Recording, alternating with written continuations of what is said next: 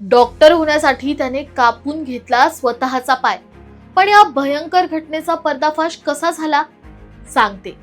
सूरज भास्कर याने आधी पोलिसांना सांगितलं की 2 अज्ञात लोकांनी त्याच्यावर हल्ला करून त्याचा पाय कापला. पण पोलीस तपासात धक्कादायक वास्तव समोर आलं. सूरजने स्वतःच इलेक्ट्रॉनिक ग्राइंडरने आपला डावा पाय कापला होता.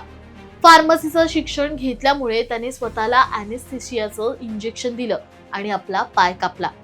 यामागचं कारण होतं नीट परीक्षेत अपंग कोट्यातून सीट मिळवणं. त्याची डायरी तपासली असता असं दिसलं की 2026 मध्ये डॉक्टर होऊन गर्लफ्रेंड सोबत लग्न करण्याचा त्याने ठाम निश्चय केला होता आणि त्यासाठी त्याने हे टोकाचं पाऊल उचललं.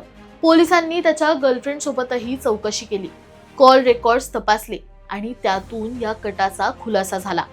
डॉक्टर बनण्याचं स्वप्न आणि लग्नाची ओढ यामुळे एका तरुणाने आयुष्यभरासाठी अपंगत्व ओढवून घेतलं.